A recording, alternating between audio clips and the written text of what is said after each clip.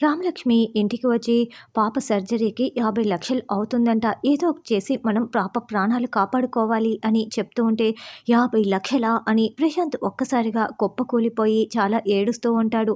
ఏదో ఒకటి చేసి నా పాపని కాపాడుకుంటాను వదిన, కాపాడుకుంటాను అని మెల్లో ఉన్న బంగారపు గొలుసు తీసి ప్రస్తుతానికి ఇది ఉంచండి వదిన అని చెప్పటంతో ఇక శౌర్య కూడా తాను మెల్లో ఉన్న చేతికి ఉన్న కంకణాలు, గొలుసు, ఉంగరాలు అన్నింటినీ రామ చేతికి ఇచ్చేస్తాడు. రామలక్ష్మి కూడా తన మెల్లో ఉన్న బంగారపు గొలుసుని అన్నింటినీ పోగు చేస్తుంది. ఇవన్నీ కలిపి అమ్మినా కూడా 15,00,000 మాత్రమే వస్తాయి సార్. ఇంకా 35,00,000 కావాలని రామ ఏడుస్తూ ఉంటే, పోనీ అస్మితని అడుగుదామా అని రామనే ప్రశ్నిస్తూ ఉంటుంది.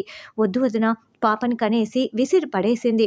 అసలు పాప ఉంటే ఎంత, లేకపోతే ఎంత అని మాట్లాడుతోంది. ఏదో ఒకటి నేనే చేస్తాను అని ప్రశాంత్ అంటాడు. ఇప్పటికిప్పుడు 35,00,000 ఎక్కడి నుంచి వస్తాయని రామ, శౌర్య, ప్రశాంత్ ముగ్గురు బాధపడుతూ ఉంటారు. అనగా దేవి దగ్గర అందరూ డ్యాన్స్ మానేసి ఆర్జే దగ్గరికి వచ్చి నేర్చుకుంటూ ఉంటారు. అందులో మంచి డ్యాన్సర్ హర్షిత అనే అమ్మాయి కూడా ఆర్జే దగ్గరికి వచ్చి డ్యాన్స్ నేర్చుకుంటూ ఉంటుంది. చూడండి, ఈ రోజుకి ఇంతే క్లాస్, రేపు చూసుకుందాం అని ఆర్య అందరినీ పంపించేస్తుంది. అప్పుడే అనగాదేవి రౌడీలకి ఫోన్ చేసి ఆ ఆర్య డ్యాన్స్ స్కూలు రోజు రోజుకి కూడా పెరిగిపోతూ ఉంది.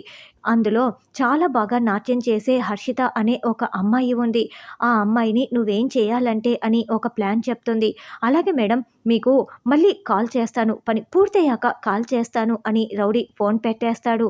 హర్షిత అనే అమ్మాయి నాట్యం క్లాసు పూర్తవటంతో అక్కడి నుంచి నడుచుకుంటూ వెళ్తూ ఉంటుంది. అప్పుడే ఈ రౌడీలు ఒక వెహికల్లో వచ్చి యాక్సిడెంట్ చేయబోతూ ఉంటే ఆ అమ్మాయిని కాపాడి ఆద్య యాక్సిడెంట్కి గురవుతుంది.